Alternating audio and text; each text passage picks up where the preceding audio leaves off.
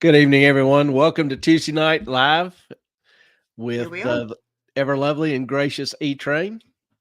Oh, easy now. I'm the I'm the sidekick, Clay. We're glad to Uh-uh. see y'all. Glad for y'all to be with us tonight. You're the main event. Joined by our outstanding, absolutely outstanding moderator, Brentwood Sheep, Mhm. Agreed. who sometimes I endearingly refer to as Brentwood Chick. I'm trying to help him out on that one, but chick would be Chick. Chick, She is chick. Do Chick love would her. be CHIC. No, not like a tweet. Oh, shoot. Not like a tweet chick. Sorry, I forgot to turn the rumble down, the No, volume. that's an issue. I forgot to put my ears in as well. Did you So I really? will, yeah, I will do that. We do this because let's face it, people, we are professionals. Hello, Hey, Melissa. Melissa. How the hell are you? It's good to see you. Hope it's been a good one Always good to see you guys. for you and Green Bean. Ellen told me Green Bean was doing a little bit better. His ears were. Didn't know whether it was your homemade lasagna or red sauce, but glad to hear he's doing better. And Melissa's in the works, is working on a dog calendar. We're collaborating a little We bit. we were kidding about that a little bit. She sent some um risque pictures of Green Bean, and I Well, was they like, weren't make a intended porn. to be No, risque, but you turned it into something risque. and I was like, make a porn calendar, a doggy porn calendar. Hi, Brentwood. Anyway, You missed what Clay just said about you. But yeah, Melissa, we're both good. I'm glad you're both feeling better. Clay and I have been, sorry, I'm going to scratch my nose a lot and probably cough because I just got over RSV and then Clay brought home something from school. So it was not helpful. yeah, we've we obviously had to cancel Saturday's show because we just weren't fit to talk or be seen in public.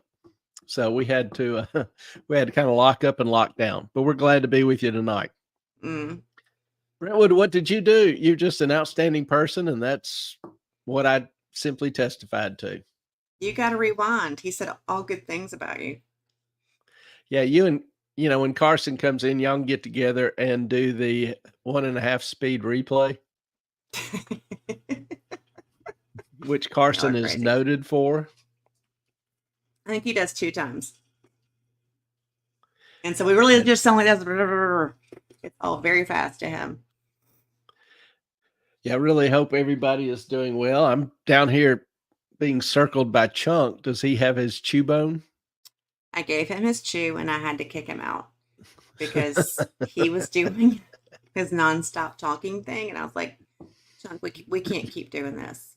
This has got to stop at some point. For that, for those of you who may not watch the show previously, there are just a couple of things. One, we're a very pet friendly show. Mm-hmm.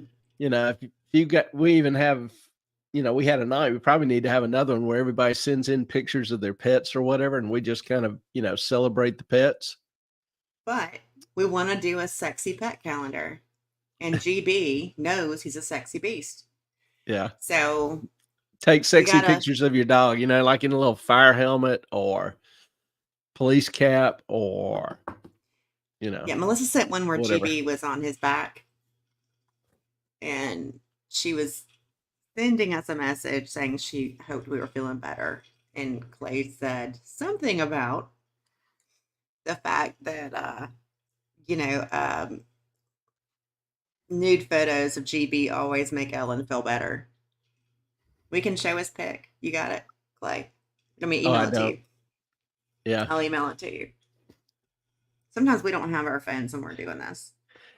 And if you don't know Melissa, she runs a website, pugcircus.com, and she has several pugs, and she just She has a She pug. celebrates the pug life to the fullest Yeah. extent possible.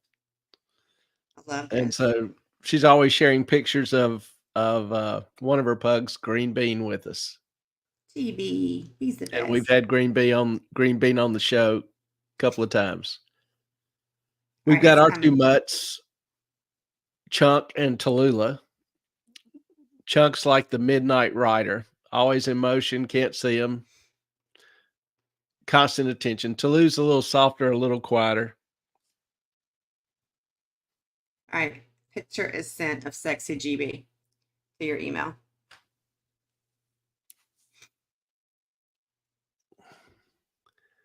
Waiting Oh on my my email. God. Okay, now I've got to send you another one that she just sent me. And yes, we do interact with our subscribers. We are always happy and welcome to oh my God, that is a calendar pic. Sorry. My bad. All right. So anyway. That, oh my God, GB. Did you send it to And my he work does know. email? Yeah. Yeah. I sent Still you. not showing up. I can't help that. Did they send? Oh, good Lord. Here we go. We if we I have have one email consistent, issues, y'all. yeah. Also, I saw where Melissa made a comment. Is book club Saturday night? Book club No. is next Tuesday, Mhm. the 12th. You got more time. No, you don't have less time. Sorry, love. No, No, it's you have more you time. have more time. I'm still sick, y'all. I got nothing. A Yes, week from today. both of those emails were sent. Okay. A week from today, we will have book club in which we'll actually send out a Zoom link. We won't have the YouTube live, but we'll do it on Zoom because it allows members to join and participate. And we sit and discuss the book. We'll go through it, good, bad, and different thoughts, different meanings, interpretations, things you liked about it, things you didn't, whatever. But the book is The Great Gatsby. You can by tell it's F. not a Scott very long Fitzgerald. book. No, it's a That's like twice the size of a normal book, but that's like what, 40 pages, 50 pages? Yeah. And There's so just yes, and it's not a long read, bottom we line. will put the link on Zoom on the community page. We would love to have any and all of you with us.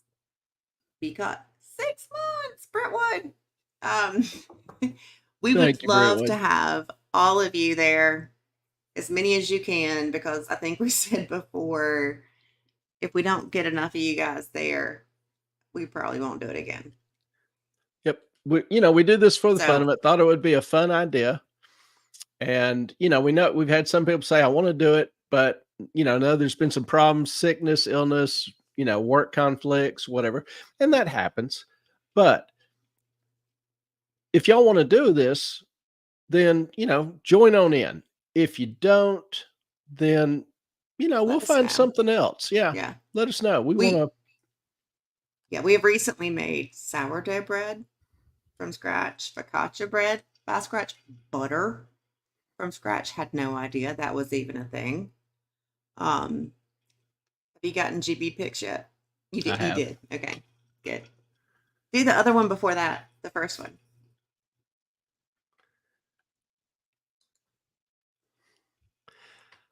And I will show this in the meantime. Yay! This Was the picture is the first pic I saw when I thought, oh, that's an indecent picture. But this will make Ellen happy. Which she was sick, not feeling too sporty that day. And it did make her smile. It did. I mean, he's just a sexy beast. What do you do? I mean, he's just the cutest damn dog. This one is just like him in all of his glory. This like, is I'm sexy. This is and Green Bean waiting for his hot date. Mm-hmm. So this is like pics that we would have on the sexy dog calendar. I mean, look at his eyes like, I know I'm cute. So yeah, Green Bean is a star of the show. He We is. love GB. You gotta do the swoop, the new swoop. Also introducing for the first time the new and improved swoop. Show me the money!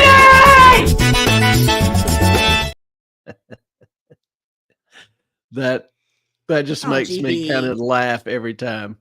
This was done He by actually Melissa. does.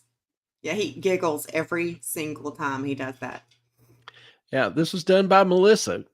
Mhm. I don't know how much time or effort she put into it, but whatever it was well worth it. So thank you, Melissa.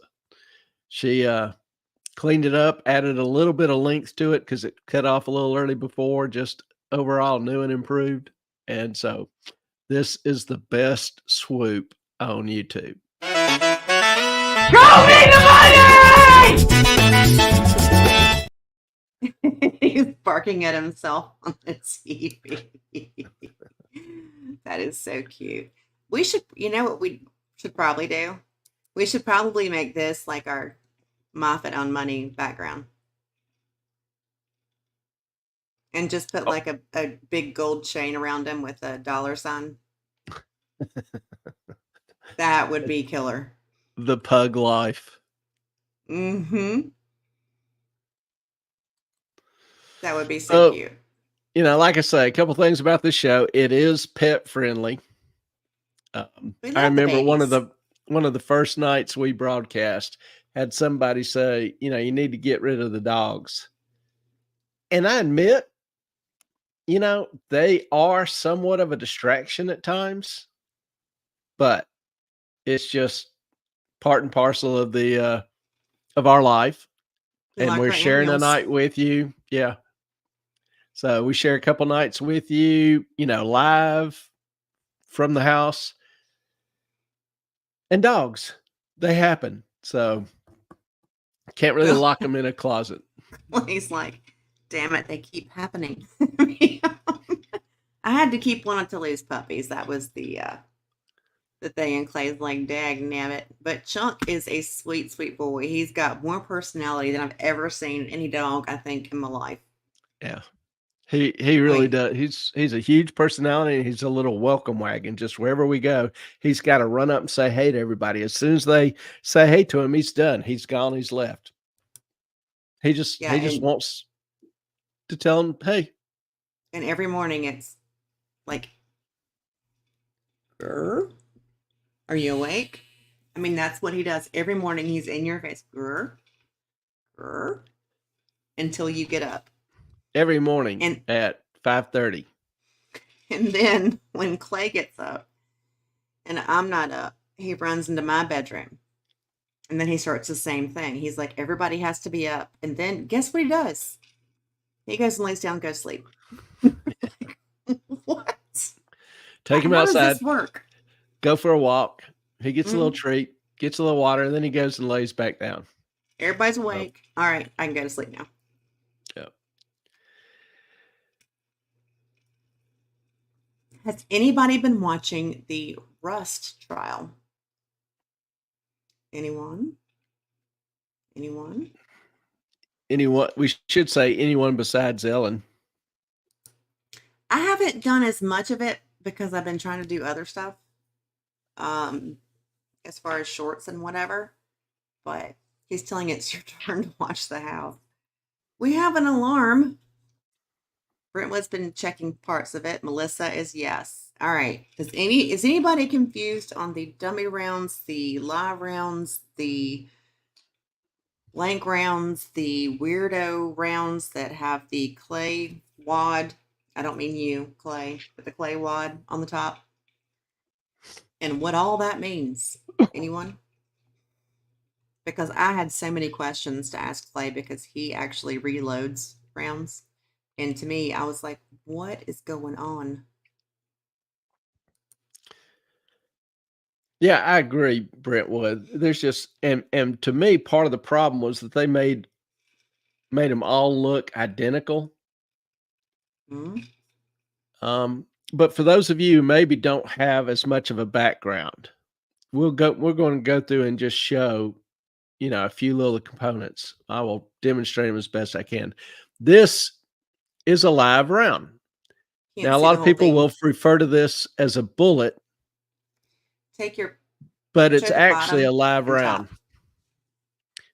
I'm going to give me a second. Okay. Sorry. Get the glare off there. You'll see the little center circle. That's the primer. That's a percussive detonator. Friction of being hit or impact, the friction of it rubbing against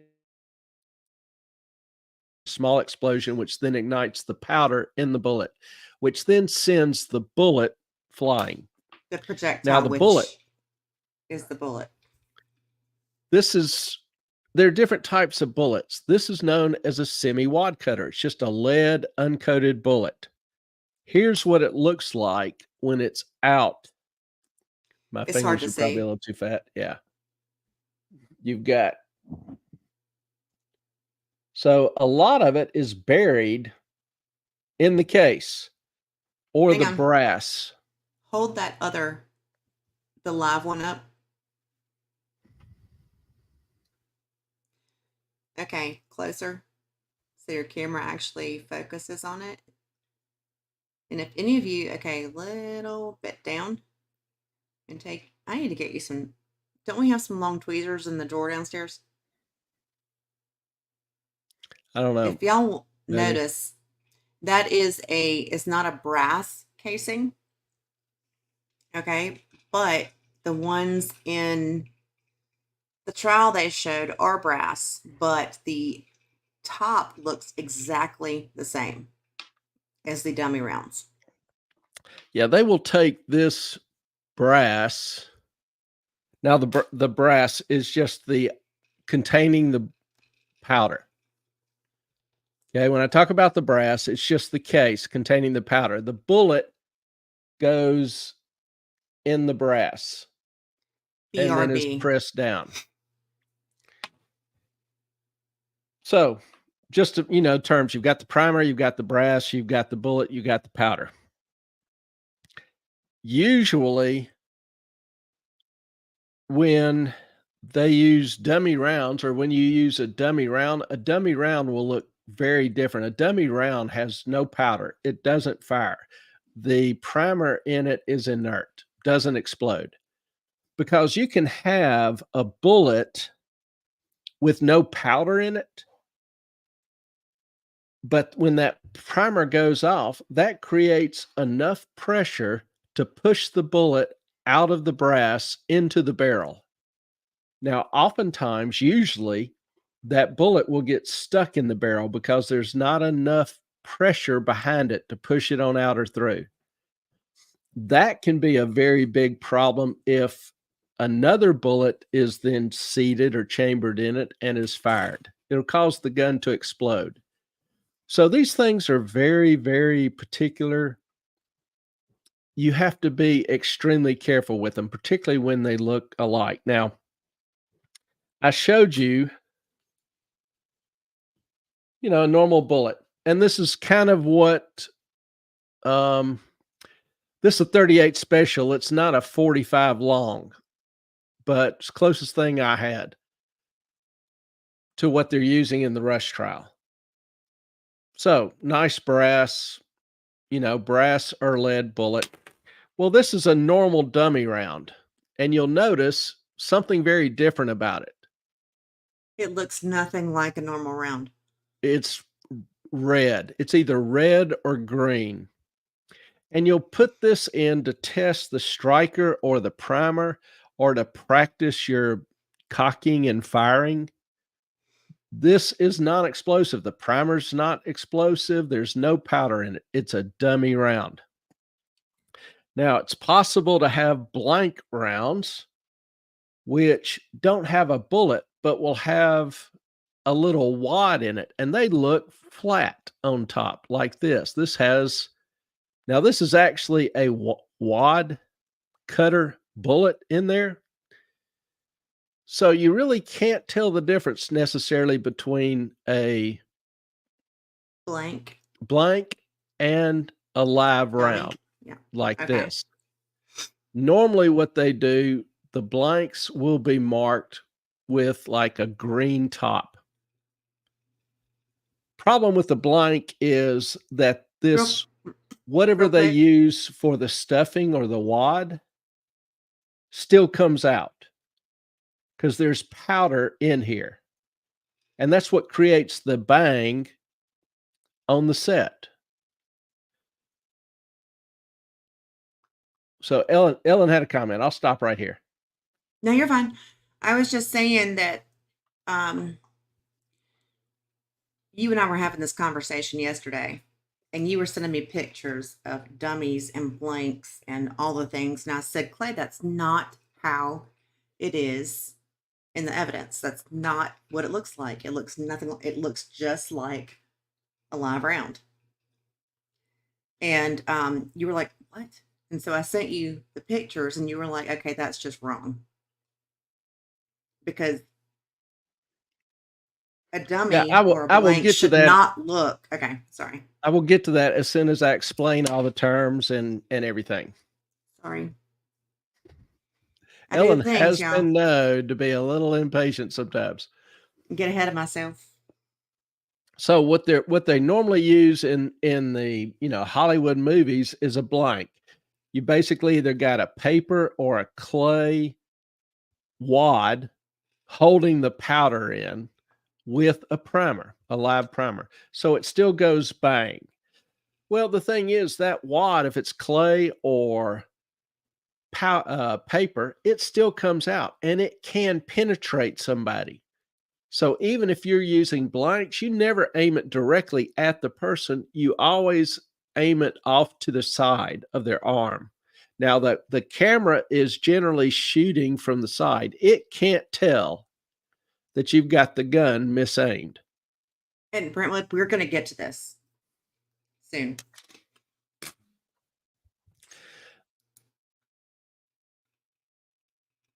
So there's a multitude of errors in the Rust situation from my perspective. One,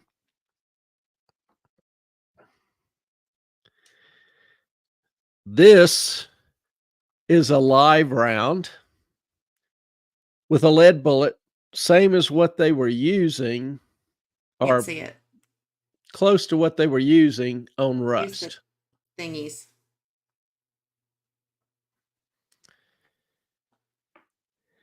Now, I have made dummy rounds to practice with people on operating a semi-automatic, and so I created dummy rounds. This is a dummy round, but it looks just like a real bullet. So how do I know it's a dummy round? Well, first of all, there's no powder in it, and secondly, I only use. See if you can see that. I'll let you know when. Right. Well, no. Pull it back a little bit. Still can't make it out. Yeah, you have a hard time seeing it, but if you look real closely, you can see there's a dent in the primer. The primer is spent. The primer will not explode. It's already been exploded. So even if, the hammer's cocked, the gun is fired, the firing pin strikes the bullet, it will not detonate. It will not go off. The bullet will not leave the brass. It will not jam the gun. It will not produce anything out of the gun. And it's a dummy because that primer is spent. You should never have live rounds on a set. I understand you want rounds to look like, you want blanks to look like real rounds. And if we look at some of the pictures in the Brentwood Rust says case, put your hand behind it.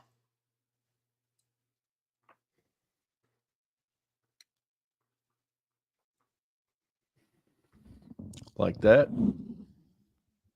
I don't know. It's not you got to take this off. Hang on. Move. Yeah, it's like right. I wish I could wait, stop, angle down a little bit, up a little bit. You can see it a little bit. She said that helps. Yeah. The camera just that. Okay, I can kind of see it now. So you can tell there's a dimple in that primer. So that's an easy way, because, you know, bullets are loaded in a styrofoam case, bullet down with the bottoms up.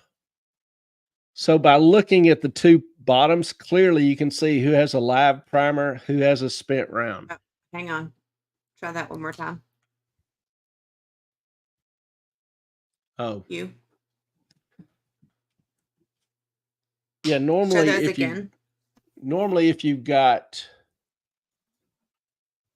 two bullets, you can look at the primer and tell the dummy easily and quickly, because the primer has a dimple in it. It's a spent round.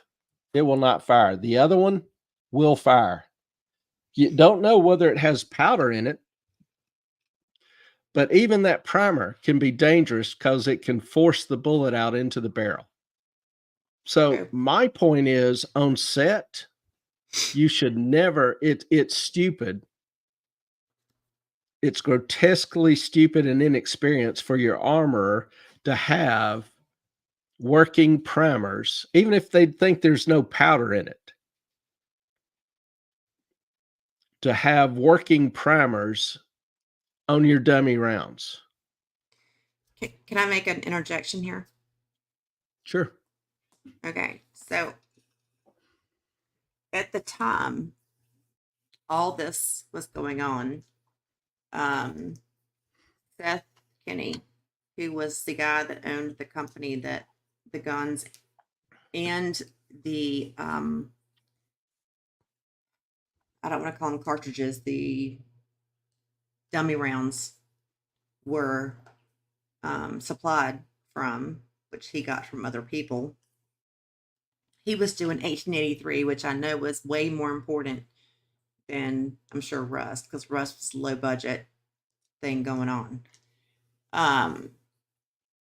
He put or reassembled the Colt 45 they were using on Rust in like an hour, and then sent the dummy rounds with Sarah. Y'all know who that is. Clay might not. The girl who is right ahead of or above Hannah.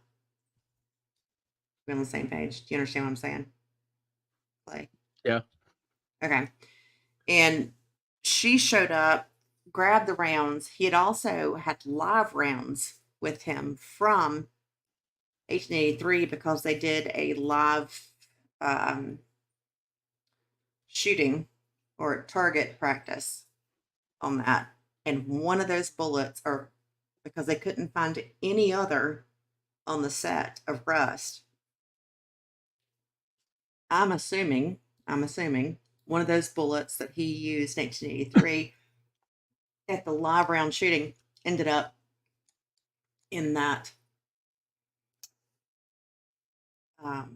case, or those 50 that he sent back to Rust with Sarah. Yeah, got nothing on that. That's just, speculation. I can't comment on that. My point is that their whole policies, their whole practices are begging for somebody to get shot, somebody to get hurt. I Pretty don't much. know, where she got her training, her experience from, whatever. I don't know Her what dad. this guy has to. Okay. Yeah, I know who her dad was. I don't know that he trained her. I don't know that he spent any time with her. I don't know He if did. he was competent. If he didn't teach her any better than this, he wasn't competent. He's lucky nothing happened.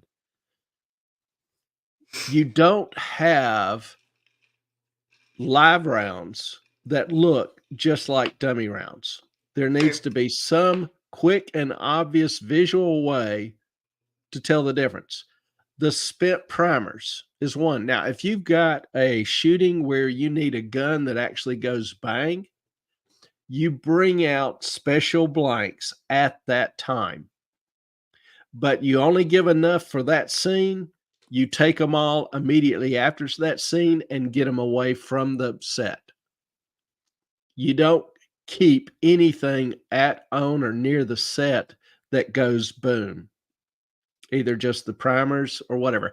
If you just need dummy rounds just to look like real bullets in their holsters or as they're loading their gun, fine. And also, the armorer should be making sure that nobody points a gun at somebody else and keeps their fingers off the trigger until they're ready to fire. That is the craziest thing to me is they weren't actually filming, and Alec Baldwin pointed it at the cinematographer, Helena, and he said he never pulled the trigger. But she's not here anymore. Okay, we've got a few comments here. Hang on. Yeah, the set seemed very lax on guns in general, handling the guns, sweeping the whole thing. It's just, and threw up this picture a little earlier. This is from the trial. And this is, yeah, maybe. Sorry. No, you're good. This is, if I remember, Ellen, correct me if I'm wrong, these are the dummy rounds, and this is the live round. No, that is starts the D round. It's not Derek. It's but it's another dummy round. It's just a manufacturer of a dummy round. It is supposed to like push out a powder. Yeah. Like a stage gun. A blank. It is a blank, yes. Yeah. And then these are dummies. A blank will go bang. A dummy does not. It's just for looks.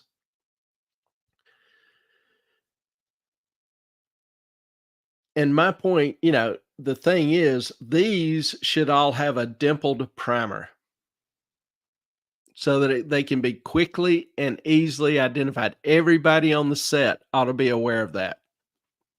Primer, dimpled, safe. No dimple, not safe. Looks like Popeye, safe. Not like Popeye, not safe. Because this, even if it's a blank, shooting out that little projectile out the barrel can do some damage. Can blind somebody. Yeah. I think I sent you the picture of the box. Did I not? I don't think I got it.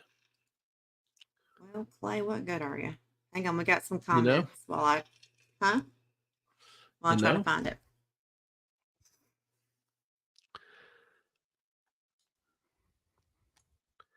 Melissa, how can there be no training or gun knowledge required to be an armorer beyond me?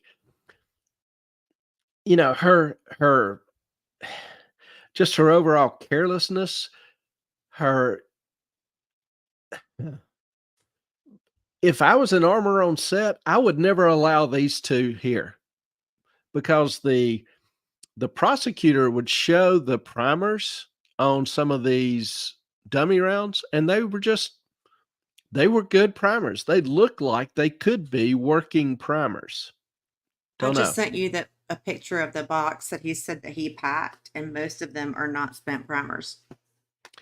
Yeah, and remember, the primer itself, particularly with the larger pistol primers, has enough power to push that projectile out. Now, if it's a lead or a jacketed bullet, oftentimes it'll get stuck in the barrel. Wouldn't shoot anybody at that time. Problem is, if they don't know something's stuck in that barrel, they could put in a live bullet and try to fire it, that gun will blow up. Mm-hmm. That's a big problem. I'm going to mention something that because I had to my dumb ass didn't renew my conceal and carry in time. And Clay, because he's sweet and I have anxiety, he went to class with me. And you said something about your booger finger on the boom trigger. Keep your booger hook off the boom switch. There you go. Don't ever put your finger on the trigger unless you're ready to fire. Period. Yeah, that's Oh, why that was the people, funniest thing I'd ever heard. if you, I have a good friend that's an officer. He actually shot himself in the thigh. How Smart do you guy. shoot yourself in the thigh?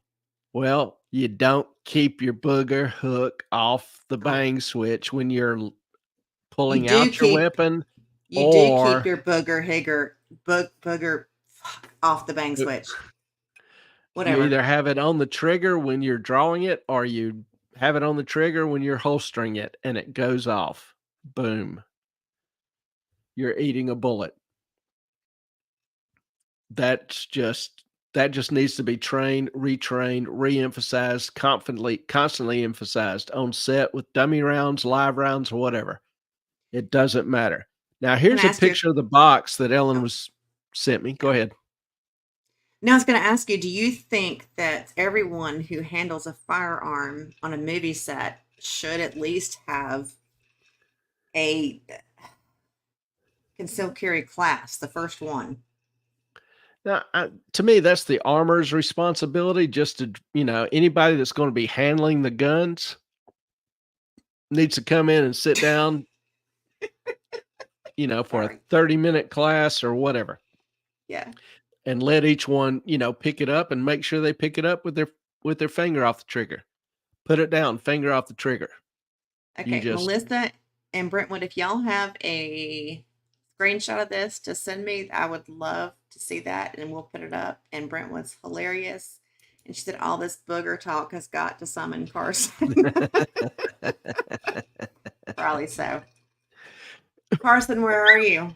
It's like a magic incantation. Mm-hmm. But yeah, if you look at this box, and these are supposed to be dummy rounds, except for maybe this one that's slightly, or two that are slightly a little shinier. And I Just mean, the one, he said. well, the thing is, this one's a little bit shinier. This one Can you make looks it as shiny as this one. can you make it slightly bigger? I'm sorry. I hate to be a pain in the ass. No. I don't really hate to be a pain in the ass, but I'm a pain in the ass. So there you This go. is a this is apparently the one in question. But this isn't much Which shinier one? than this one. I think this one. I Or can't see where yeah. your thing is pointing. Oh, Can you sorry. draw a picture? There Is you go. that better? This one. Yeah, much better. Chunk. I think this one is supposed to be the live round. I think so. But if you notice, it's not all that much shinier than this one, which isn't a lot Mm-mm. shinier than this one. And from an angle, it doesn't look much shinier than this one. And Seth So Kenny you're actually getting, polished them before he put them back in that yeah, container. you're getting into varying degrees of patina, which is ridiculously stupid to use to try to discern which rounds are live or not live. In Yep. addition, even the dummy rounds. Well, Agreed. dummy rounds are blanks. If they're blanks, they do need live primers, but you shouldn't, you know, you should keep these, treat them all like live rounds, whether they're meant to be blanks or live rounds. Treat them all like live rounds, and you don't pull them out till you shoot the scene where the guns do go bang. And make sure everybody's pointing the gun at space, not at somebody specific. So I to me, just sent. just the whole trial, when they were talking about what Ellen showed me some excerpts when they were talking about what they did, how they do it, I was like, oh hell no, that's the dumbest thing I've ever heard. I did send Carson a message saying that the chat has summoned him. Because, I want to see a picture of that. Y'all send that to me because I don't have that. You can text it or y'all know my text and you know my email or our email. So please have at it. But I don't have my phone. So Clay will have to do the email. I've just got my iPad and I don't have that email them. For some She, reason, I can't she do that. pointed a gun at her own face. That's not gun safety. No. And then No, it's not. Brentwood with the word of the Biggin. night in Biggin. I'm crazy.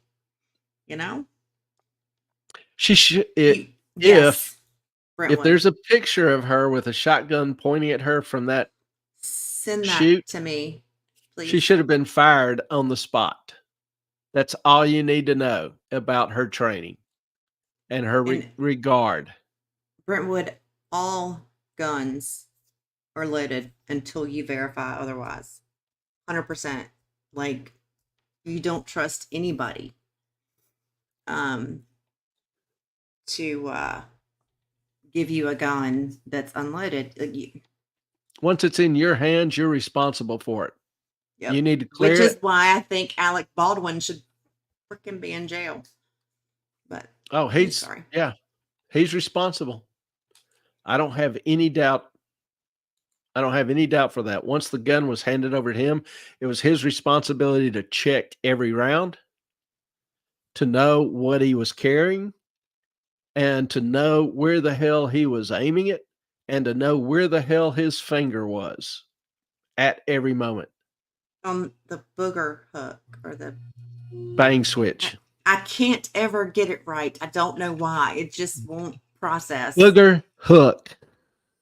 Bang switch. Booger bang hook, switch. Bang switch. Okay, I'm trying. But I think no, I'm retarded, I know. I think that also, I mean, I'm not gonna say it. I'll get in trouble. But yes, all guns, if you receive one, should be loaded. You keep your, I still can't remember it. Your booger hook off the bang trigger. Is that it? Bang switch. Bang switch. Fuck. Okay. I'll get there. Someday I'll get there. Bang trigger seems to me to be a little redundant. I know, but I laughed my hiney off when you said that in concealed carry class. Oh, because he asked you, so he's like, what's rule number 3? I know you're not taking the class, but I still want to hear it. And when you said that, I think the whole freaking class just started giggling. Yeah, he had it worded in a different manner. You think? Keep your finger off the trigger, is what he said. So, but yeah, if there are pictures of her holding guns to her head, she should have been fired right then and there. You don't need any other reason. You have. I got one. I got it. Yeah. I think everything you need to know about her training and her approach towards weapons. I am emailing you a picture.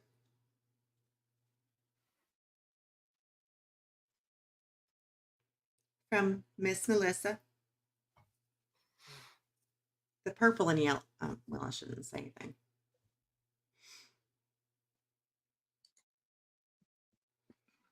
Has it come through yet? Nope. He's coming. It takes it kind of a hot minute. Just got to go through all your school stuff.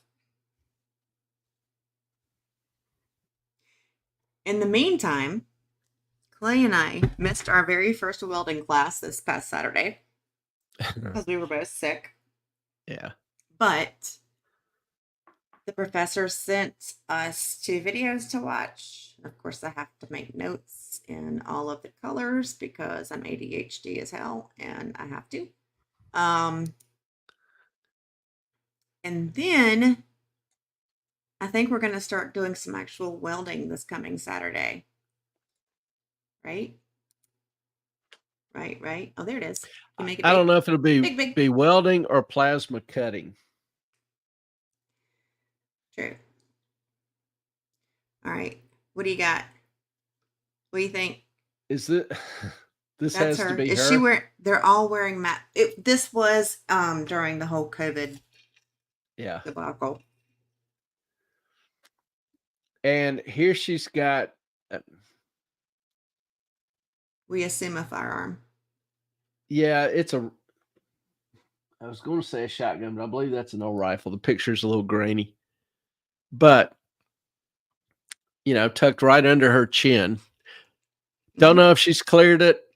Don't know, you know, she's very, very casual about it.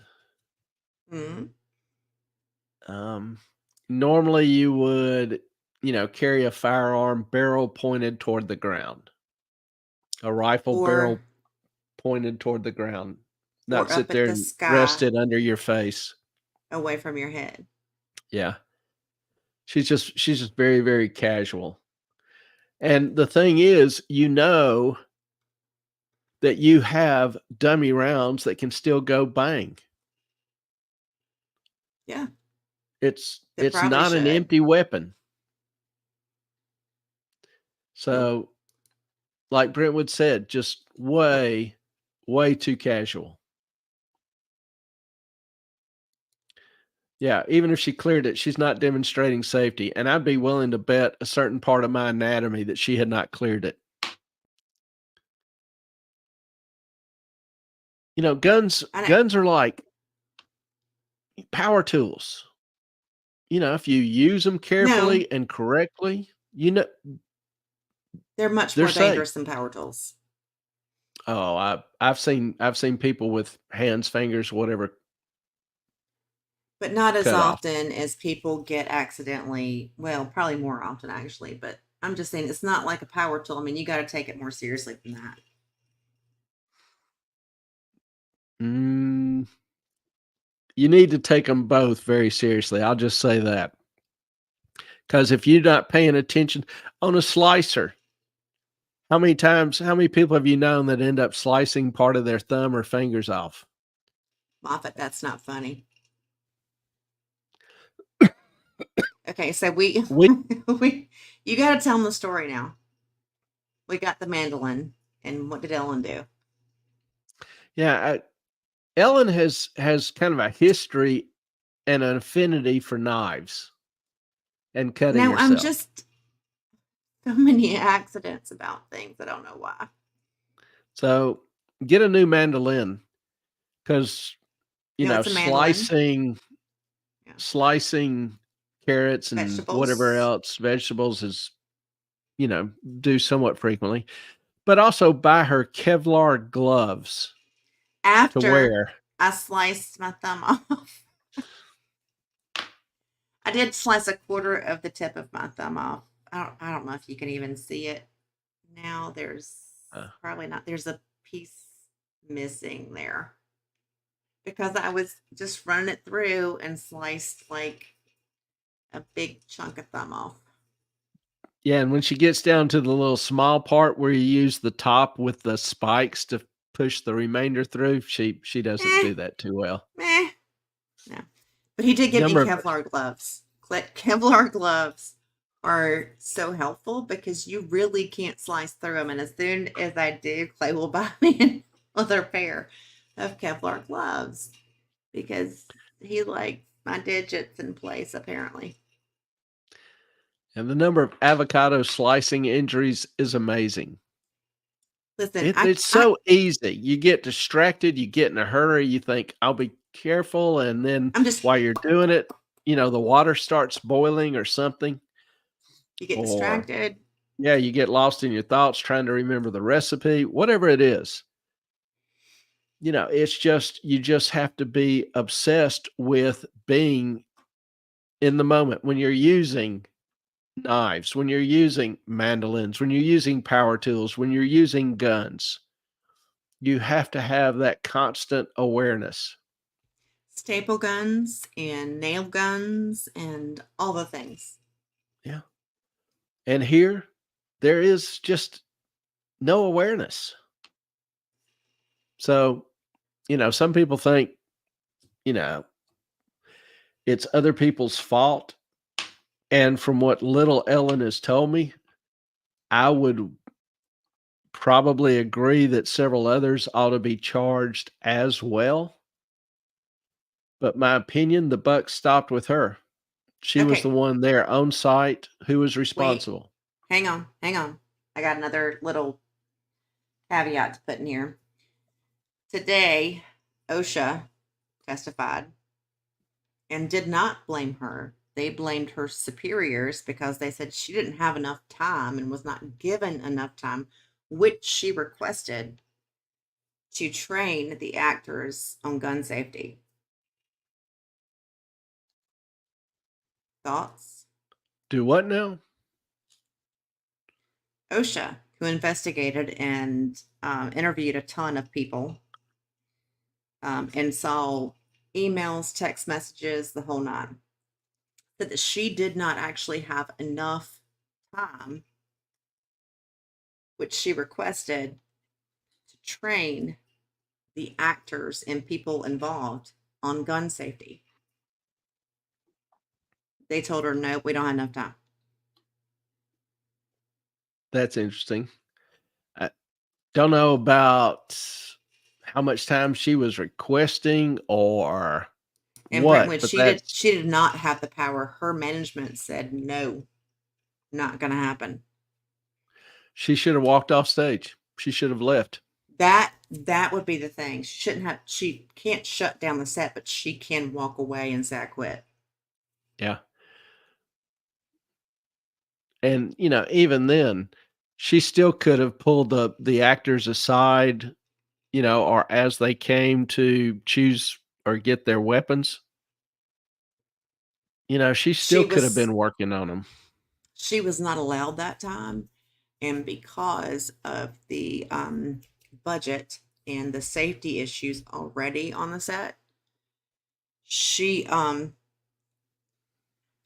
just trying to do her best. This was her second in charge film. Okay, I'm sorry, I'm reading comments. But Yeah, I just, she's the one responsible. She's the one handing out the guns. She's the one loading the guns. She's the one who's responsible to maintain gun safety. She did not. She failed. She utterly and completely failed. Let me just put this in there. I'm just being devil's advocate, okay? That's fine. But because she had been thrown into so many different roles, because so many of the staff had quit, she was like past her ability to even do crap, to do anything. I mean, she was just like, I'm doing it all. Should have quit. She should have. Rather than risk her career, risk other people's lives due to carelessness, indifference, inability to exercise proper responsibility and diligence. Yeah, it's just not something you play with. I get it. I'm just being devil's advocate, throwing it out there. Melissa, she has the authority as the armor to stop filming. She did not check the gun before she handed it off. She did not make Baldwin check either. Bingo. But that's not her job to make Baldwin check it. That's his job. He's supposed to. Well, if he doesn't check it, she should have taken it from him. It's her job to make sure that he is. It's her job to ensure everybody handles the weapons responsibly. If they don't, she shouldn't issue them. Well, that was kind of her issue, was that, like, I'm not given the time to make sure these people know or train. When you hand the gun to somebody, if they don't clear it, then Moffat, boom. How many times has Baldwin handled a gun on set? I don't care. In his entire life. I don't care. He should know better. That's irrelevant to her situation. Now, in terms of, him being negligent and responsible, yes, I think clearly he was as well. But we're just talking about her. He pulled the trigger. He knew better. His negligence doesn't excuse her negligence. I understand that. But I'm being devil's advocate. It just sounds like that's what you're arguing. No, like I said, devil's advocate, just where did it go? Throwing it out there. He's supposed to, but if she thought he wasn't doing things properly, it's her job to take the gun away. Yep. That is true. She is the on-site god as far as the weapons and the ammo. That's why they pay her. They don't just pay her to be a inventory clerk and pass stuff out when it's needed. I know, and I agree with y'all. I'm just throwing stuff out there The And arguments I'm that not even are sure how much coming she's up. paid. I have no idea. So, but whatever it was, she didn't earn it. So So in your mind, interesting. and I'm just like I said, I'm just throwing shit out there again. If her boss, who is supposed to be supplying her only dummy rounds, and she's doing 10 other jobs at the same time, right? And they have a lack of these rounds, and he throws one that's live into the mix, and she loads the gun real quick because she's got 15 other things to do. It's still her fault. Even though he said some of them don't always rattle. Well, they got rid of the rattling. They used to put BBs in the dummy rounds Mm-hmm. instead of powder, so you could shake them and know that they were a dummy round. They still should have a spent primer, but I digress.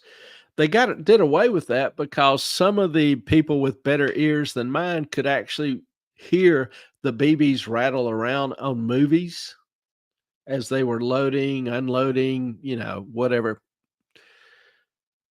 I can't say that I've ever heard that, but nonetheless, there were other options, but always, spent primers or going with plastic BBs instead of the metal ones, the sound would be even softer. But you see where Put I'm coming from. put a green dot right in the middle. You don't see where I'm coming from. Or you do. No, idea would be that to me, he would be liable as well, but that doesn't excuse her negligence and Well, her he has failure to live been up to her responsibilities. okay, but I think if she's charged, he should be charged the same. Yeah, I agree. But no, he's been let go.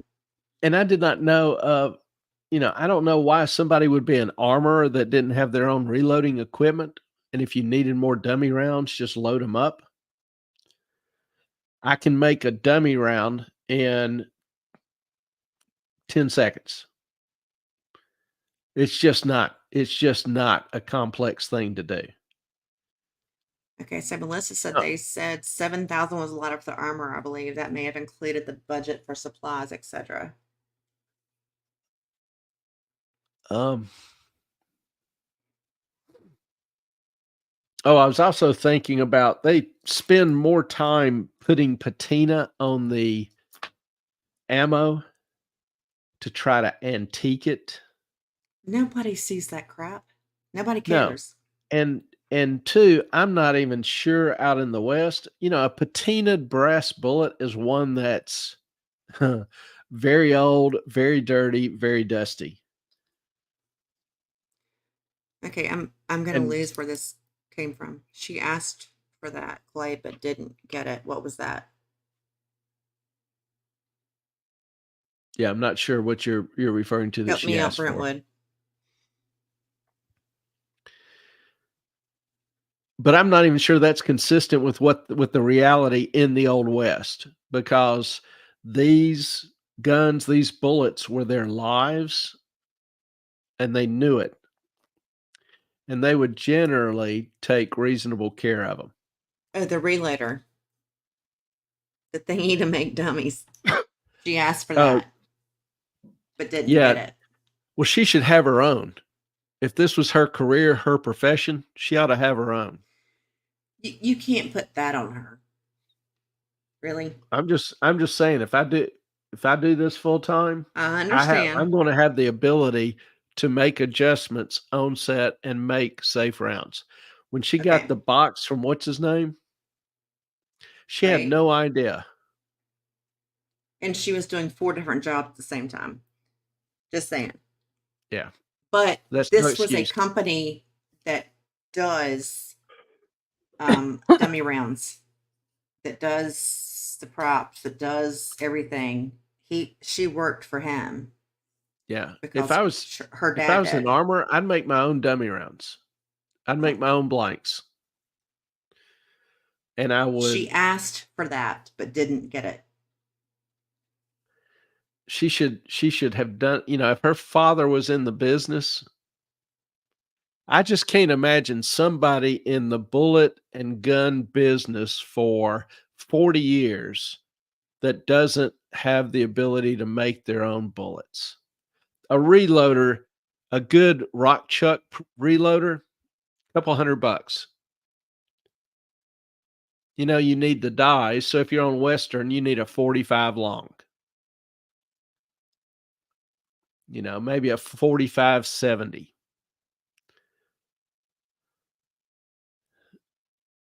Few dies, but you've got tons of brass already around. It's just We have tons of brass. I mean, it's just yeah. Yeah, I just think that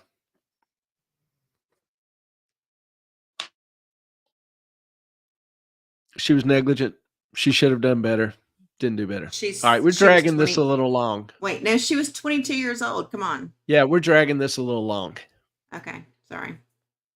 No, I mean, there's just nothing else I can say. What's the next topic here? It's not really a fixed topic. It's Q&A. So if y'all have got some Ask questions or whatever, questions. we've been hogging it a little bit. Well, rust As is the far thing. as what's going on in the financial world, been kind of an interesting week in the markets. Of course, I think most every week is interesting. There's been a general You think sense every that day is interesting.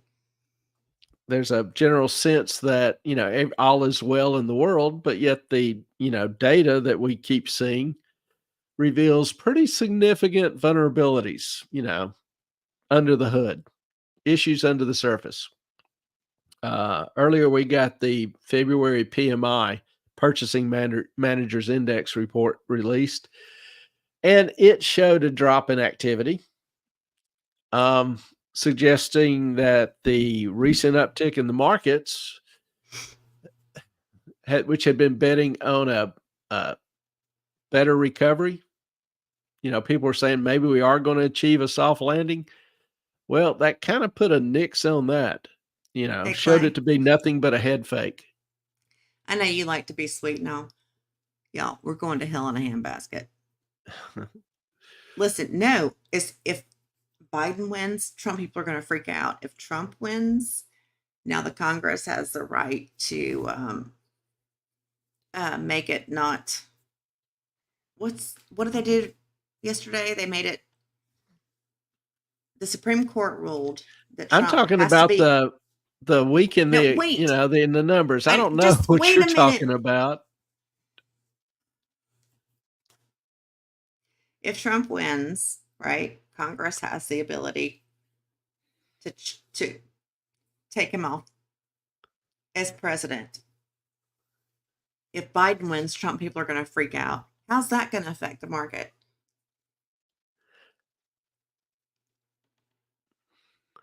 He's like, I don't even know what the fuck you're talking about. Okay, just saying. I'll go away now. Y'all have fun. So,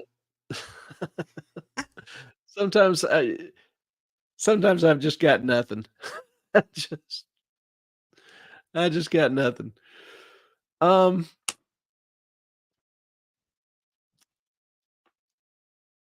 PMI, PC, a major she'll be back. She probably has to go powder her nose. She looks at the inflation rate. There was a PCE index, which is a cost index in which the Fed relies on, particularly the super core inflation, looks at core inflation minus housing. So it takes out food, energy, and housing. Well, it made its biggest monthly jump since 2022. So what does all this mean? Looks like the economy is slowing down, becoming relatively stagnant. We talked about how it looks like inflation is picking back up. It's been up the last 4 months. And, we're seeing, the old stagflation become a very real possibility.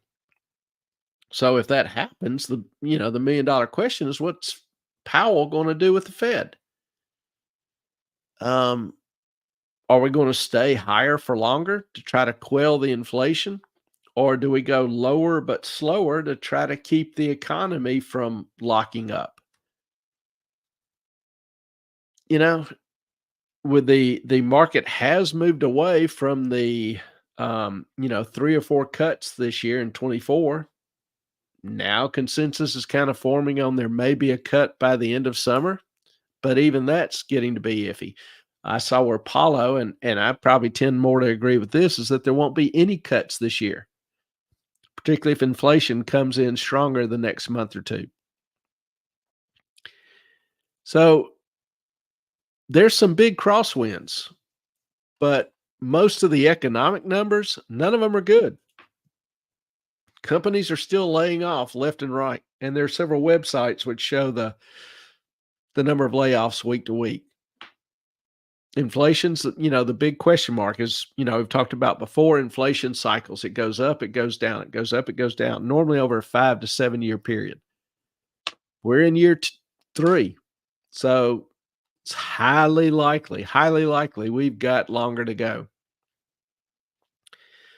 Another side note, I saw where Zillow came out and said that since 2020, the income needed to buy a home has soared by 80%.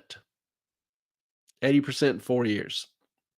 Found home buyers today need to make more than $106,000 a year, up from 47 in 2020, due to higher prices, higher borrowing cost. Housing prices have soared over the last 4 years, which most of y'all are pretty familiar with. Many of you have wondered on this show, will I be able to buy a house?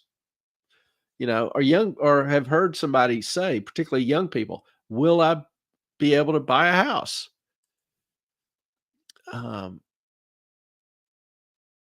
My answer to that is yes. Maybe not anytime soon, but what goes up will come down. We've seen housing prices start to come down, at least the median in big cities, Manhattan, whatever, they're holding pretty tight. But in the nation as a whole, supply is increasing, which will tend to drive down prices over time. Mortgage rates have started bumping back up, so that's not good. Rent growth we've seen has been significant over the past few years. All of that together is far outpaced wage gains. In fact, if we look at a little history, you can see that the housing affordability index, housing has never, at least since 1985, when the statistics, are running, has never been more unaffordable. Now, it ticked up just a tad, but still remains far more unaffordable than it has over the last 60 years. That's quite an accomplishment. We also saw the BLS, BEA, two of my favorite agencies, released the some of their behind the scenes shenanigans. This one shows the revisions to manufacturing index, factory orders. And if you'll notice, 16 out of the last 21 quarters have had major revisions downward. This is just getting stupid. It's just, it's not an accident when you start seeing this kind of consistency. Now you can say, well, it rose consistently, but this is right after COVID. This is right after COVID. And there was difficulty getting good information and obviously a strong recovery, but the revisions downward, you just don't see that statistically. Now, this was in addition to, or I should say, this actually was buried behind the news that the U.S. factory orders plunged the most since COVID. Plunged the most in 4 years, declining 3.6% versus 2.9% expected. That's a pretty steep plunge, much worse than expected. So again, more evidence that the economy is struggling, that the economy is not, expanding, particularly the private sector. Now, the government sector is expanding. Good, bad, or indifferent. Private sector's shrinking, government sector's expanding. What does that bode for the long term? Well, in other good news, and this may be good or not, depending on whether you own it, Bitcoin. Bitcoin has utterly blown up the last month, rising from 42,000 to 69,000 today. And, we're not done yet. If you look at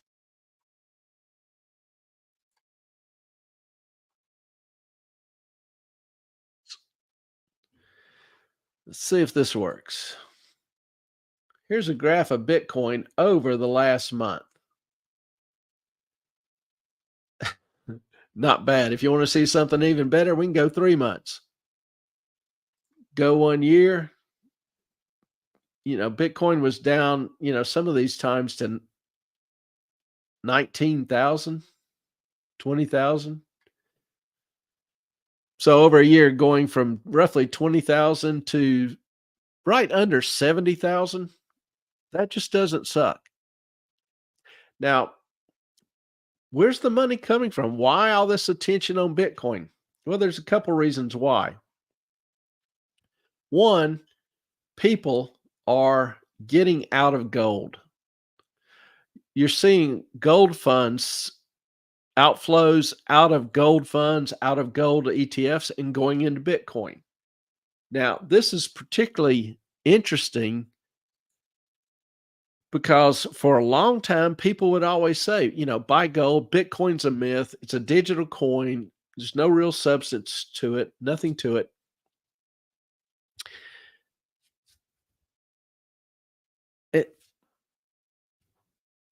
But we talked about Bitcoin repeatedly.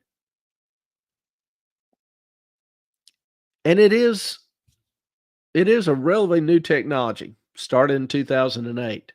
But if you look at what really defines money, it's ultimately perception. And we talked about the different values that money has. It's saleable. Saleable meaning it can be exchanged for goods and services very easily, very well recognized, widely accepted. It's scalable. You can have it in smaller denominations and still buy. Like I can buy as much with 100 pennies as I can with $1. And then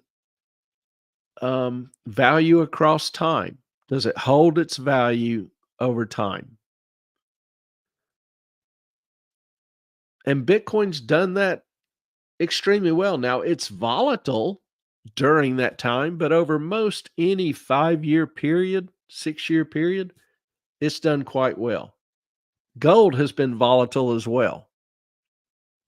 And it's in the longer term that people talk about gold holding its value.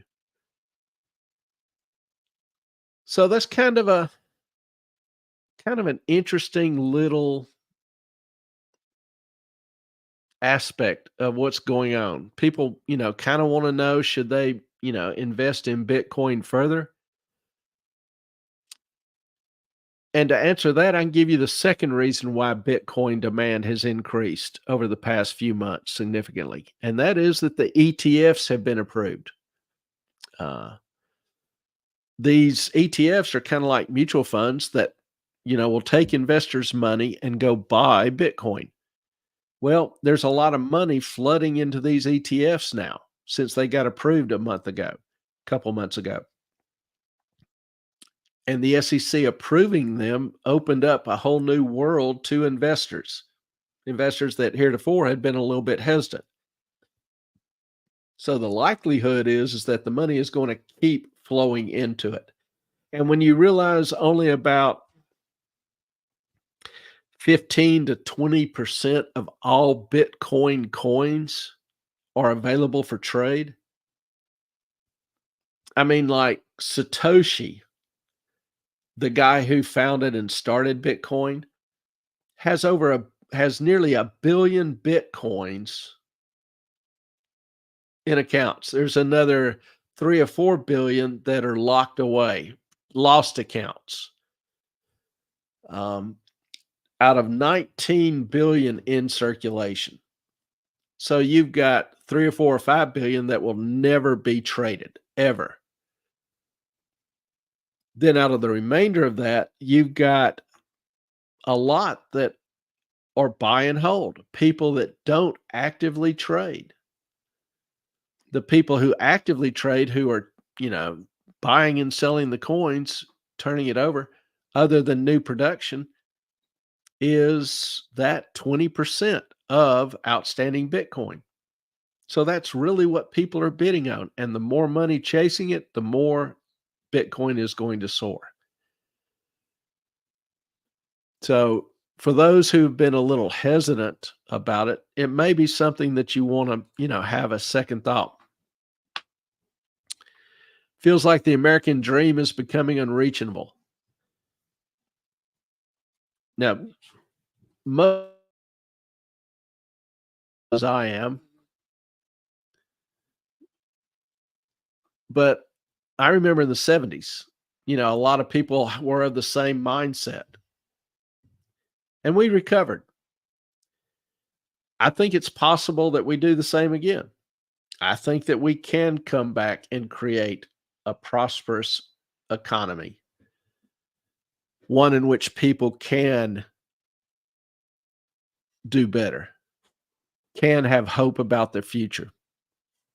Obviously, significant changes need to be made and things need to be done different, but I believe it's possible. I always have hope.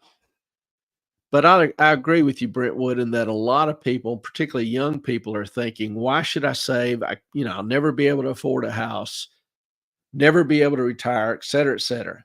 Why should I work hard? There is a lot of frustration, a lot of anger, a lot of hurt in the economy.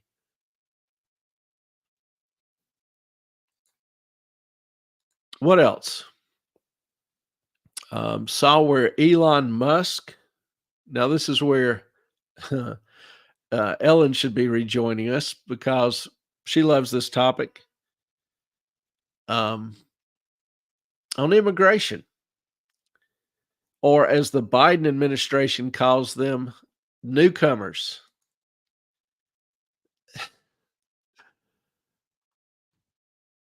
Good old Ellen's coming. While she is, I'm going to hook this up.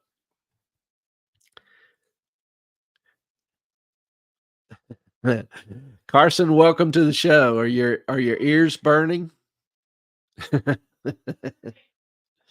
We were talking about you earlier. So Ellen's yelling, you didn't hear about the booger thing. So stay tuned, Carson. There's more to come.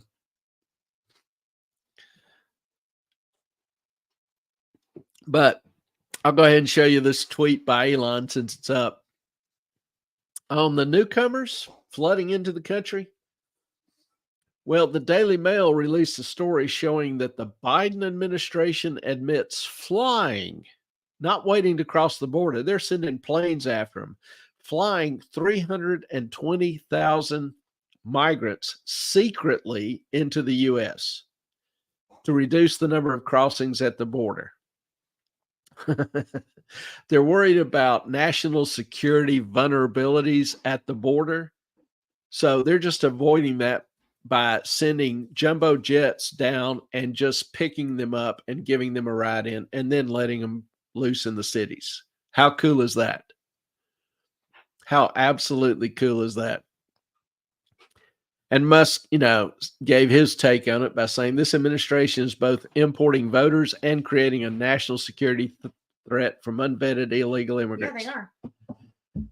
Will y'all please give I'm my sorry. co-host a standing ovation? No, y'all, I had a little issue with things.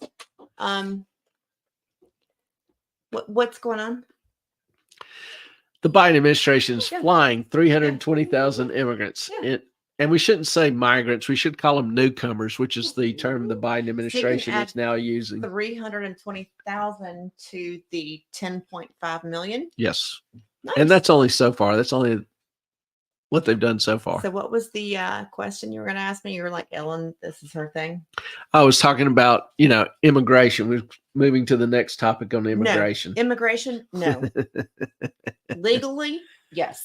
I'm all 100,000% for it. That was a Biden thing. Like 10 million, 8 billion, 3 godzillion, whatever. No. No. This has to stop. We have no idea how many of these people are terrorists, how many work for Hezbollah, how many work for what? No, go on. How many work for ISIS, which is back? How many are Hamas? We have no idea. And to me, that's pretty freaking scary. Yes. Yeah, we Carson, have. I sent you. I messaged you because God, dog it, y'all go. I did because you were mentioned and chat wanted you here, Carson. That's how it goes. Yeah, we started talking about booger hooks, and your name came up somehow. Your ovation for coming back. Oh, thank you. The sorry, crowd roars. Y'all. It's okay. We don't need details. Okay. We are vulnerable. We don't have a border. We are not a country because we have no. Excuse me. Are we past no fucking border? We got nothing. Yeah, this is a little bit long, but I thought it was kind of interesting, and I think it's highly apropos to some things that I have noticed in terms of trying to find historic data. Used to be I could find historic data by Googling, like the manufacturing index, whatever. And I used to could Google it, and it would come up and take me to a link at the BEA page. And there would be a link there. I could go to a table with all the historical data month by month, year by year, download it, work it, do analysis on it, whatever I wanted to with it. Can we pause real quick? Well, now that the black one needs some, this is not racist. This is the black one. He wants a little bit of attention. So there he is. There's the black one. And now we have the white one. Come here. Like I say, this is modestly a dog-friendly show, and I've scooted over as much as I can. My chair's hitting the table. Hello, Tallulah. So we got the white one, black one. Actually, the white one's more black than the black one. It's just weird. All right, go ahead. The white one's more black Her than. skin is more black than the. Okay. People think that we're racist because we say he's the black one. Well, he is the black one. He is the black. Oh God, Chunk, come on, man. All right. Talking about data. Well, it's getting a little harder to find data. Yeah. And, it's not just that they're trying to make the websites friendlier. And I may do an extended thing on this maybe Saturday and give you some better examples. I don't have any lined up right now, so I'm just talking up, off my ass. But anyway, the websites now are more like, we're doing a lot of work for y'all and things are going great. And, here's what these numbers mean. They may talk about the latest month's release, but they don't give you data or links to data for the historical information. And so it is getting more and more difficult to get data.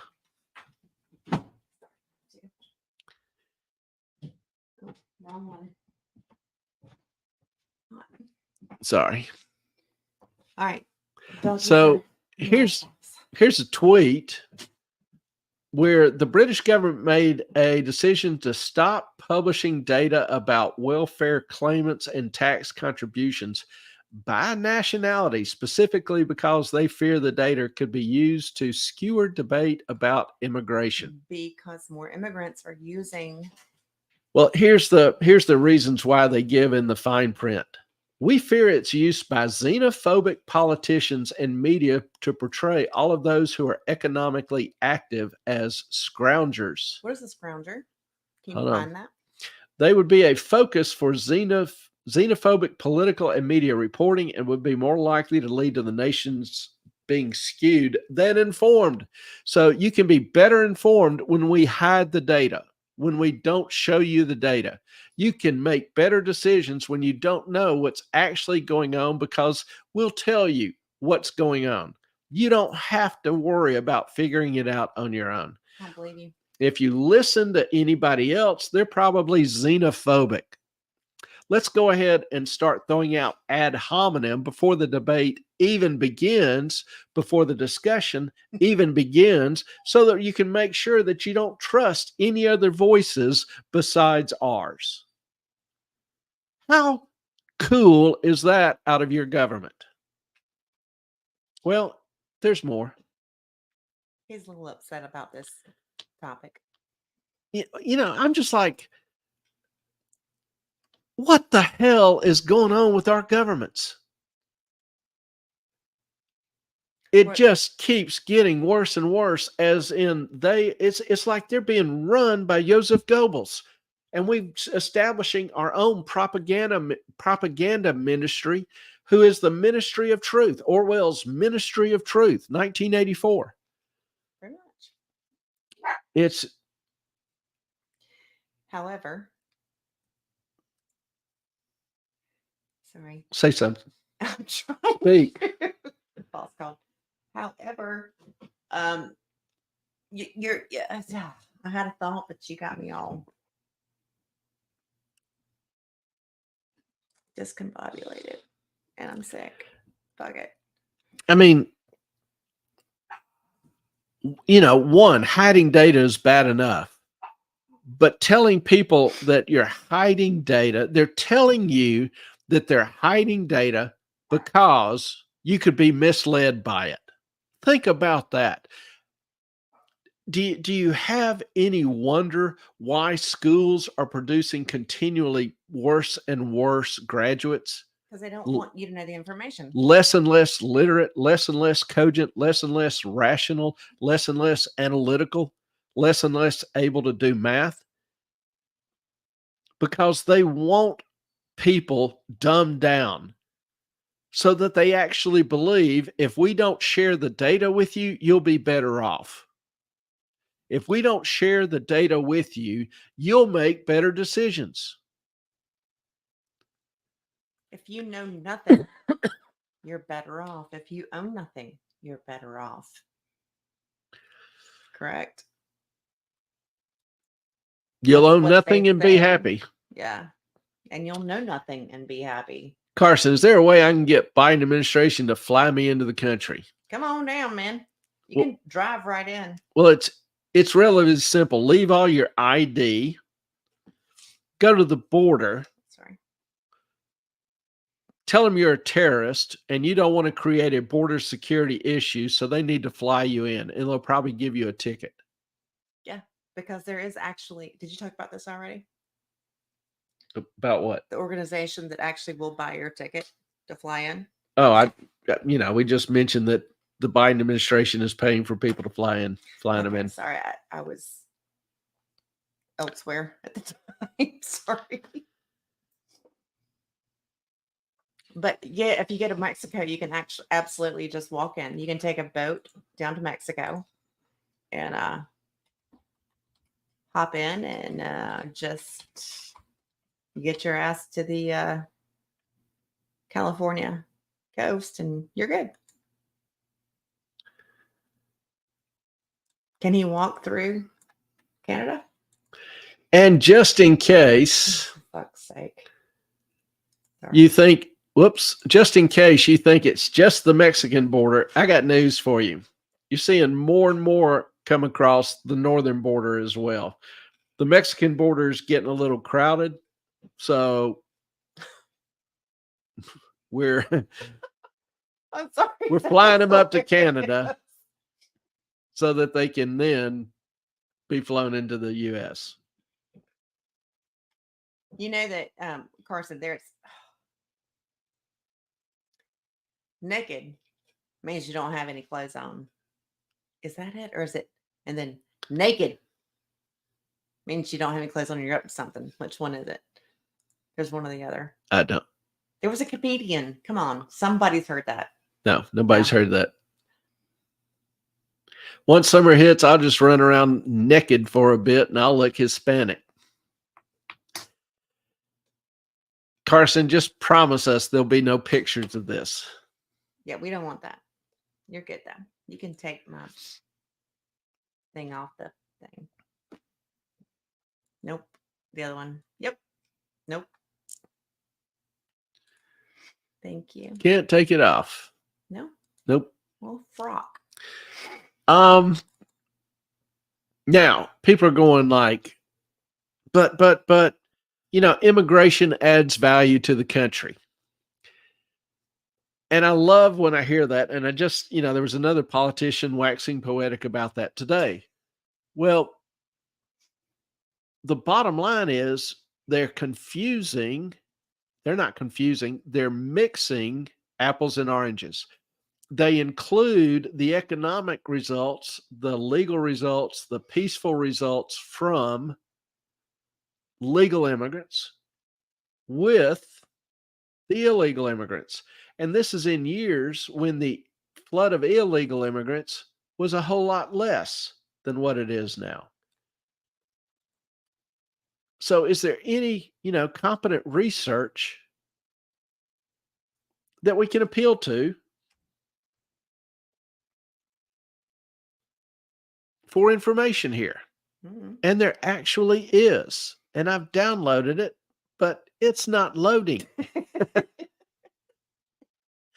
And I'm like, while you're doing that, come on, baby. Look up naked versus naked. The little blue line is still just kind of ticking on to the left. Here we go. Can somebody look up naked versus Let's naked? let's not. Let's just stick to the topic. Okay. Now, the study was done by a couple of professors at University of Amsterdam.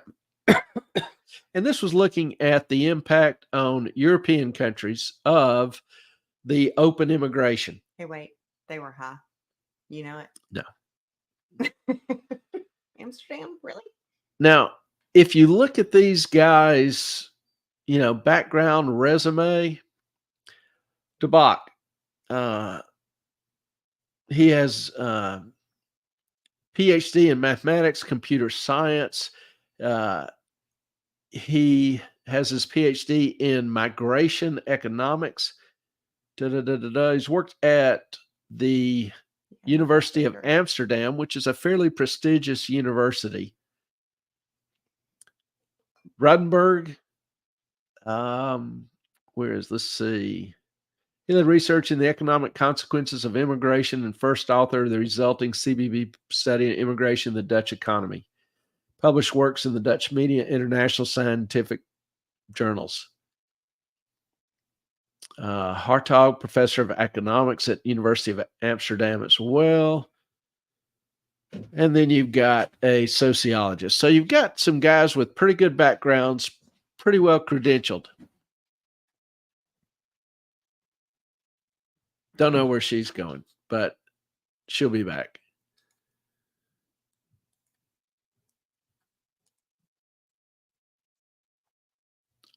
So if we look, Ellen's throwing me off a little bit here, in and out. If we look at the study, there's some interesting comments about it. First of all, once the study, they got a grant research authorization from Amsterdam to do the study, University of Amsterdam to do the study. Then once they did the study, as they say here, Amsterdam did not react positively. Amsterdam was of the opinion we had wrongly used their logo on the report, and this was the result of the contract, blah, blah, blah, blah, blah. Amsterdam ended up terminating his contract after he had been there for decades. Now, in the end, Amsterdam didn't have any valid arguments for terminating his contract or why the logo should not be on the cover of the report, being as they paid for it and subsidized it, and his removal of his appointment was reversed. So that's kind of an interesting start. But what in the study bothered Amsterdam so much they didn't want their name associated to it?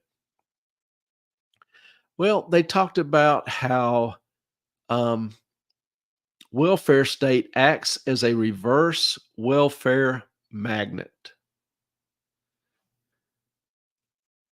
They talk about how these groups with low net contribution to the Dutch treasury, that means they don't pay taxes, and they have a large cultural distance to the Netherlands. So they're coming in with a whole different culture.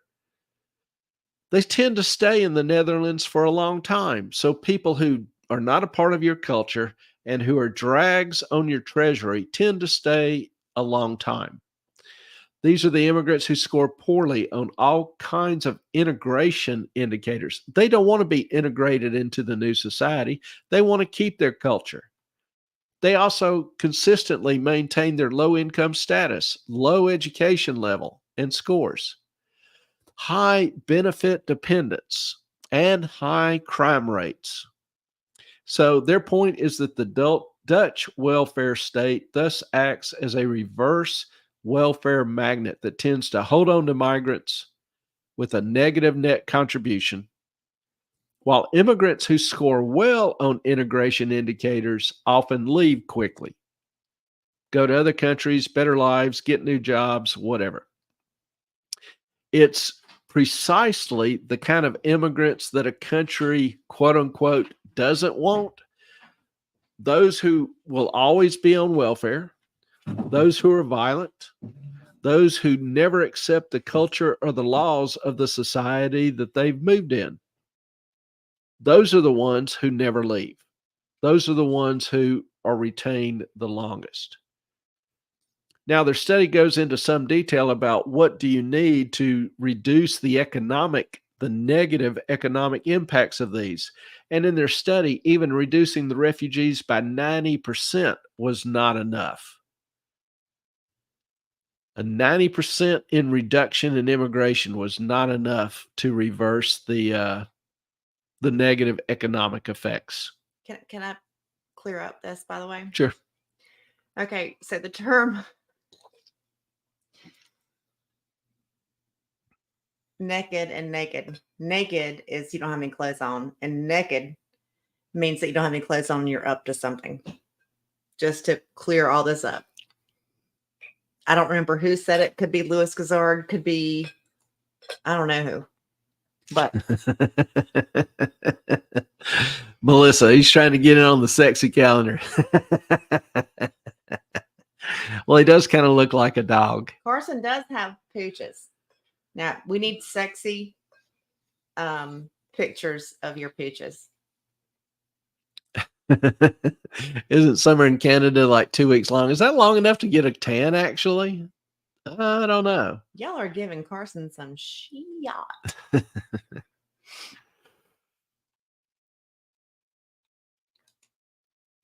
Clay, I'll try to avoid pictures. I don't think that'll be terribly difficult because nobody else is damn sure going to be taking any. I thought naked was the southern pronunciation. Mm-mm. It actually kind of is. No, it's naked. Now, but if you're naked, you don't have any clothes on, you're up to something. Carson, you're right. As a true southerner, I can tell you, you're right. Thank you, Brentwood. for backing me up. I can't remember which one it was, but Alan Simpson and Ellen are Northerners. They're just really not familiar with Southern lexicon. born in North Carolina from Lexington. North. Okay, I rest my case. I am South just because he thinks his heritage is in Alabama, even though he's lived most of his life up north. No. Yeah. No. I've lived Chicago, a year. California. Year. Anywho, I lived all around, but yeah, was born and bred in the South. he thinks Alabama is more southern than North Carolina. Yeah, I agree with Melissa. Who the hell is Alan Simpson? Isn't that a cartoon character on TV? There's a cool thing called Google. But Brentwood, thank you. Thank you. I'll pat you on the back. You got me, girl. All right. Back to immigration. Another big issue with immigration is the perceived effort to replace low native fertility. Banking? Ellen. What? Okay, sorry. Are you on drugs? No. Are you high? Why would you even say that? I am looking at trending in the United States spanking. Is she acting like she's on crack tonight or what? Do you see the Yes, spanking? Ellen. I see it. Thank you. All right, I see it. Y'all have fun. All right. Try to get back to the immigration topic here. I am sick. No, you're fine. Mm-hmm. One cannot replace low native fertility with foreigners to fix the Ponzi scheme. It just makes it worse because of the poor performance of foreigners. So if you've got low fertility in your country, the idea is to import more foreigners to make up for it, because countries with dying populations are not economically productive or prosperous. It just doesn't work out. So why doesn't it work out? Well, the impact of immigration, one, doesn't benefit the economy. Of illegal immigration doesn't benefit the economy. They're poor, they're welfare dependents, they're a drain on the economy, a drain on the treasury.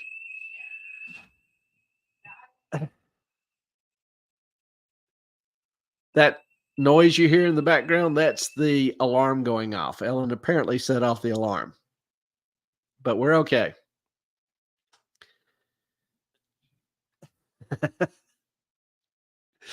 So current immigration actually, according to the study, only makes the problem worse than better.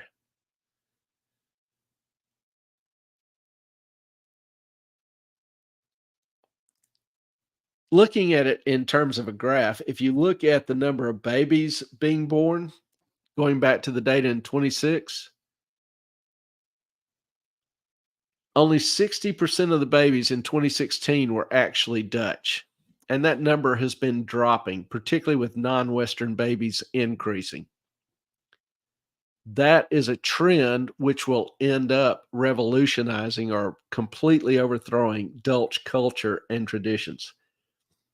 Here, the numbers go from roughly 2016 here to 2018, and you see the African, Afghanistan, Iraqi, Iran, Syria, Turkey increasing significantly.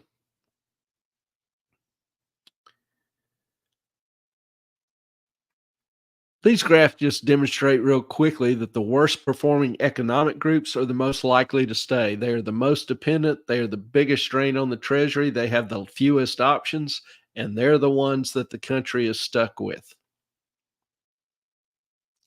So the study goes into a lot of different areas.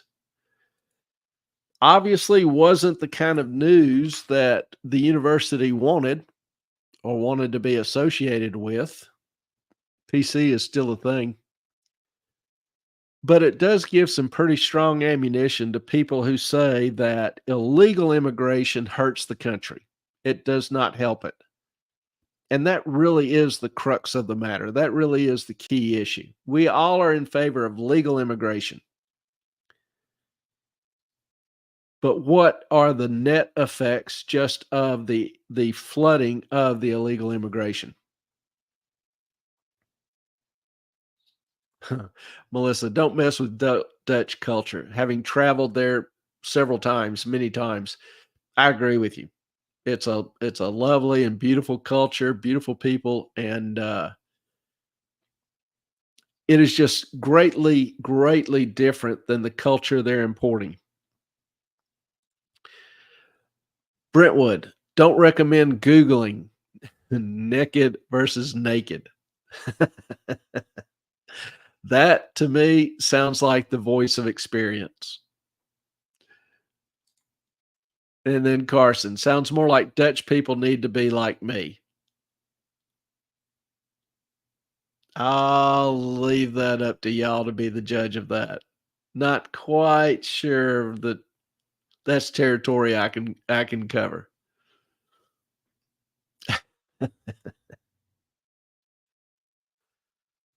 So I just saw that coming out on immigration. Thought that was kind of interesting. Thought that was a little bit different than what we'd seen in a lot of the popular media. Anybody have any questions, comments?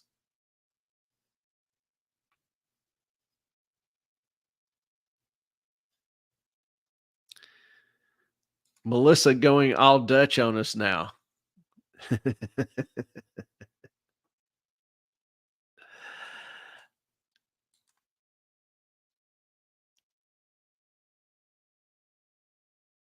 I'm trying to think. What's the translation for that?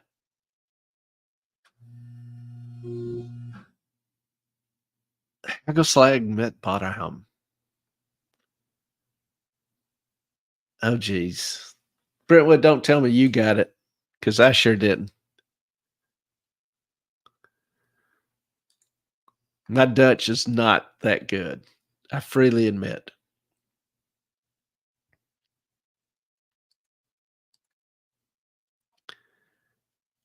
But anybody have any other questions, comments? Fertility.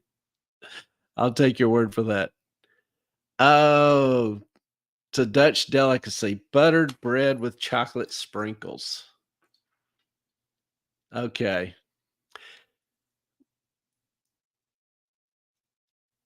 Actually have never tried it, so I can't testify to it. But I think Melissa would give it a very, very high recommendation. So that's good enough for me. We all just want to remind y'all, book club a week from tonight. We'll post a Zoom link on the community notes page.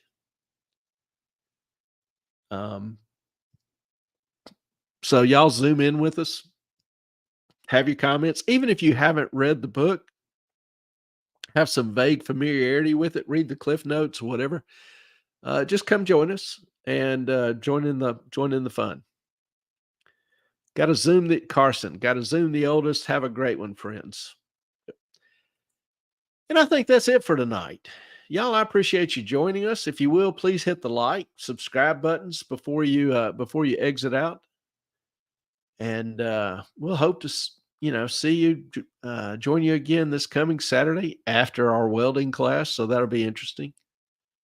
But I do thank you for your time very much. Our time is up. Y'all have a great week ahead.